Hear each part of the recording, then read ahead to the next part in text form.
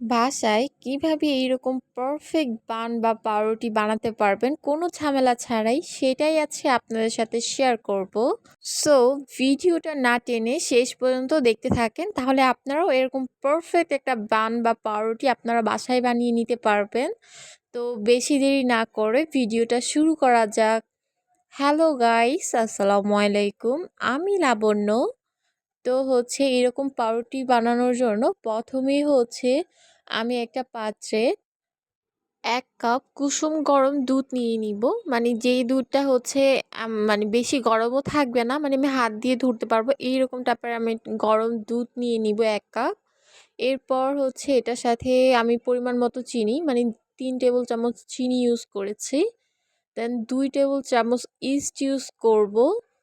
আমি এখানে যেকোনো ব্র্যান্ডের আপনারা ইস্ট ইউজ করতে পারবেন। আমি এই